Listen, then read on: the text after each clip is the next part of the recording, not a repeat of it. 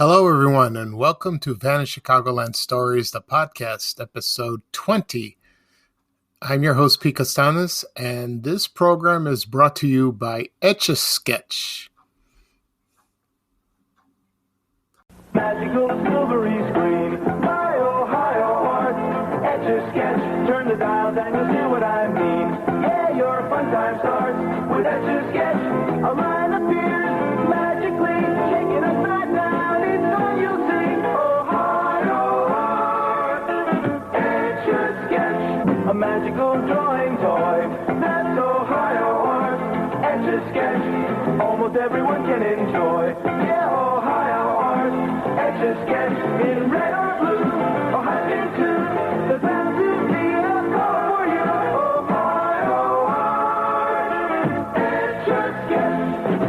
Draw anything your mind to see. Anywhere you have to be. Ohio art. Etch-a-Sketch. Imagine what's possible when learning doesn't get in the way of life. At Capella University, our game-changing FlexPath learning format lets you set your own deadlines so you can learn at a time and pace that works for you. It's an education you can tailor to your schedule. That means you don't have to put your life on hold to pursue your professional goals. Instead, enjoy learning your way and earn your degree without missing a beat.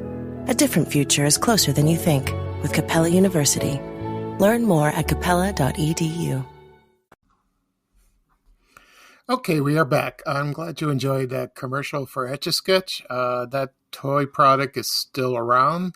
I used to have that when I was a kid, and I had trouble drawing it. I don't know. I'm not very good with the knobs, sketching, like, for example, houses or animals or anything like that. I've seen other people use it, and they're much better than what I did.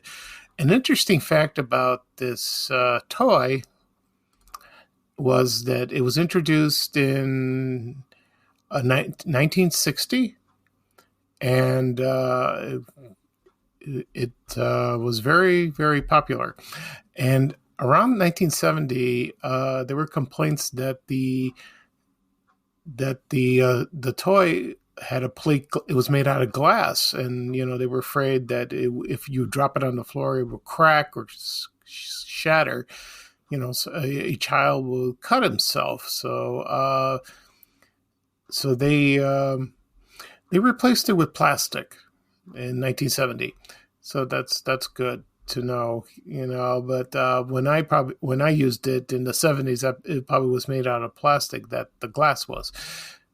You can still find it, not many toy stores, a lot of Toys R Us is gone, so you could probably find it at Walmart or Target or Amazon. So it's very iconic toy. Okay. We'll talk about I'm going to talk about a few things today on this episode. We have two deaths that happened this week, very prominent Chicago people. The first one I will talk about is Bob Koester. I think that's how you say his name. And he passed away on May 12th. And he was a record producer and businessman, and he founded the record label Delmark. But he was well known for the record store called Jazz Record Mart, and it was billed the world's largest jazz and blues specialty store. And it was located in Irving Park, in the Irving Park neighborhood of Chicago on the northwest side.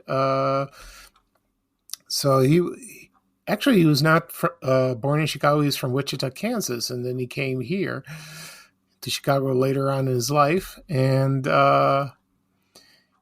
he opened a few small record stores. He was partnered with a few people, and so he came to Chicago in 1958, and there was a record store called Seymour's Jazz Mart. It was right across in the Roosevelt University building, and then he relocated the store and changed it to the Jazz Record Mart, and that was at 7 West Grand Avenue.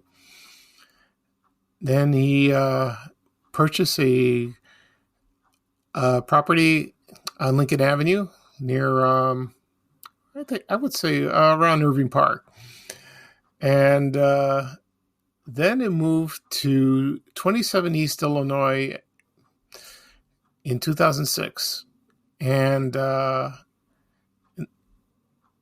was and so it stayed there. It's until I don't know how long it stayed there, but he complained that the rent was too high over the time. But there were a lot of people that visited the store because you could find any jazz record, any rare recordings there. So he sold the store, and then he reopened it in the Horner Park neighborhood in April 2016. And then he opened a smaller store. He kept moving around, and then it was called Bob's Blues and Jazz Mart. And then he sold the record label Delmark a couple of years later. And so he was interviewed on television. I remember seeing him on Channel 11 WTTW. And they also interviewed him when the store closed and everything was sold off. I'm sure it was sold off on eBay or it was bought out by a couple people who were big jazz fans. So he died on May 12th. He was 88. And then his son took over the management of the store of the one in Irving Park Road. I don't know if it's still there or not. I have no idea. So he seemed like a very nice man, very educated. So if you ask him a question about jazz, he would just answer, immediately on the top of his head. So that's a shame. That's a shame he passed away. Okay. The next thing I will talk about is I posted a photo this week on my page, Vanished Chicagoland, my Facebook page, that is, and it was about Lytton's. It was a department store, and it had a lot of clothes. It sold men's and ladies' clothes, and there was high quality, very beautiful. And it was founded by a man named Henry C. Lytton, and it was called the Henry C. Lytton and Company, and it was nicknamed the Hub. And the first store opened on State Street in 1887. Oh, that was a long time ago, long time ago. And so it opened a few more stores, like in the 1930s. It opened in Evanston, Oak Park, and in Gary, Indiana. And then I remember there was one in Calumet City. And the post that I posted this week was the one located in Skokie, in the Old Orchard shopping mall, and that opened in the late 50s. And so those were close from Evanston, to if you're in Evanston, you shop at Evanston. If you're in Skokie, you shop in Skokie. So I shopped there probably when I was downtown, working at downtown in the 80s. I stopped by over there like in the early 80s, that is, and it closed around 1986. But it was still a very popular store. People still miss it. And so I love when I find stuff on eBay or on Google search, you would find gift boxes, and they were gorgeous, beautiful Lytton's gift boxes, especially at Christmas time. So I have a few that I posted on my page on Vanished Chicagoland. So yeah, so I mentioned before it went out of business in 1986, and Webolt's bought the Lytton's name and the remaining inventory. But as most people know, Webolt's closed a year later in 1987. They filed for bankruptcy, And now the Lytton's building is now owned, and it's used by DePaul University as part of the Loop Retail Historic District, which is nice, But sometimes I wish that store was back. It reminded me of Charles A. Stevens. That was another store that sold clothing, and that was beautiful as well. Okay, another death I will talk about is about Dick Kay, and when that was announced, I was shocked because he was one of the best reporters one of the best political reporters in the Chicagoland area, and he only worked at one station, which was WMAQ TV on Channel 5. And he started there in 1968, and he was covering the Democratic National Convention. But he was a writer, and it was very historical. And the riots took place on Michigan Avenue by Grant Park, and across the street was the Conrad Hilton Hotel, where my father worked at the time. I asked him one time when he was alive, and he was unaware what was going on because he worked at room service, so he didn't bother to ask. But when he watched the news later on, they showed clips, and then he understood. So it was so chaotic at the time, just unlike last year in 2020, which was horrible. I wish that was forgotten. So Dick Kay, he was there. He worked at WMQ for 38 years. He was there a long, long time. And I remember watching him on the news. And sometimes he anchored the news when he filled in for people. And and then he was in City Desk. And he would invite guests, and there were some other hosts from Channel 5, and they interviewed political figures, candidates, former mayors, governors. It was there for the show went. I don't know how long the show ran, so, and it was probably very popular. So. Actually, his real name is not Dick Kay. His real name is Richard Snodgrass. He took the name Kay from his wife, her first name. And his nickname was Doogie. That was interesting. And I met Dick Kay once when I worked in City Hall at the Board of Elections commissioners, yes, I'm sorry. And that was located on was not the second floor. Yeah, it was on the second floor. And I think now it's somewhere else in City Hall. I haven't been there in a long time. So but I worked there in the 1980s, in the mid-1980s, in the summer. I graduated from DeVry in 86, and I got a job part-time. I worked at the Binders, where they held cards. Excuse me. They showed all the information of all the registered voters. They showed when the last time they voted. Sometimes when they were deceased, we just put them in a box and they would be thrown away, or they would be entered in a computer system. Right now, everything is computerized, digitized, and I think the Binders, they're gone. So, and it was a very interesting place to work at. And I met a couple people, and I met some friends. I haven't talked to them in a long time. So, and then I worked for the summer, and then they didn't need us anymore, and we were laid off. So I was called like a per dime employee. But they did call me back the following year when Harold Washington was mayor. And then I was there when he passed away suddenly. And that was a very tense time.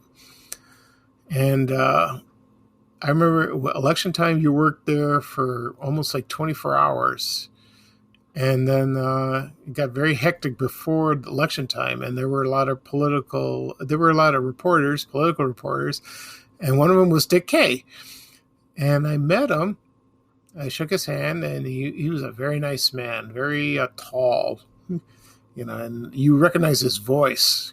He sounded the same on television, and and I remember when they brought the cameraman, and he was interviewing. Some people who I used to work with, they mugged behind him, but he didn't faze him at all. He's probably used to that. And it's sad that he passed away. And another reporter I didn't meet, but I saw was Linda Yu, and she was so tiny, very short woman, but she seemed very nice, very elegant, And so it's a shame he passed away. So he retired. I'm trying to remember, when did he retire? Okay, and he still worked, and he was on the radio from WCPT 820 AM, and he works alongside with Joan Esposito, and she's still on the air, a colleague from WMEQ TV. And I didn't hear him on the radio, but he did reach out to me on Instagram. He sent me a message, and I told him, do you remember you met me in the 80s? He goes, not really. But he loves my posts on Instagram for Vash Chicagoland, and he's mentioned that I love these historical photos you post, and keep up the good work and keep going. And I said, thank you. That was the nicest compliment I ever got from someone.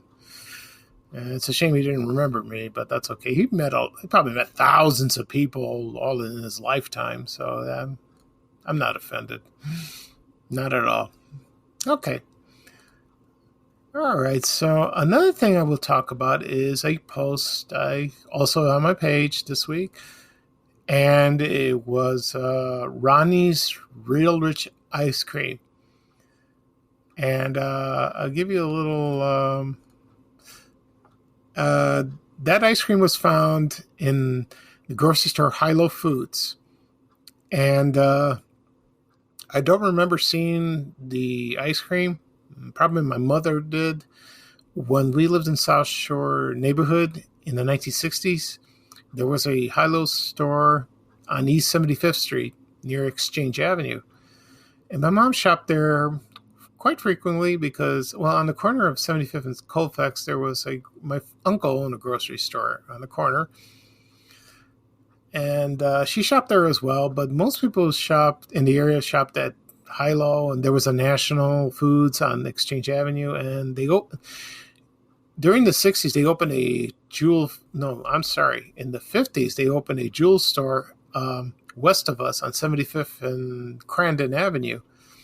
And I remember going there. My mom took me in the buggy or in a stroller, and we used to walk over there. She didn't drive, or she took the bus, but I think she took the bus when she had a lot of groceries, and she had those carts, that you pull, a shopping cart. Anyway, from what I told, the ice cream was very good, and it was sold at Hilo's, and I think... someone mentioned there was an ice cream plant on 103rd Street in the Roseland area. Maybe it's true. And the owner of Hilo's, it was a lady her name was Guinevere Ronnie. And at the time, there weren't many women that ran a company. That was very interesting. And she passed away in 1978, and she was 89 years old, and she lived in the Beverly area. And from what I gathered, a lot of people knew her. She was tough but fair, and she ran a tight ship, and people got nervous when she came to her visits at the stores. So, and then actually the store was founded in 1939, and it had about over 50 supermarkets in the Chicagoland area, in the city and the suburbs. And then her nephew ran the the stores, and then she became president. So she was an executive of the stores. She did, but she was. Seems like she was the boss. So, and then she quit. I mean, she resigned in 1972, and then Hilo Foods went out of business in 1976. And from what I heard from rumors, that her other nephews ran the stores, but they didn't do a very good job of it. So that's a shame.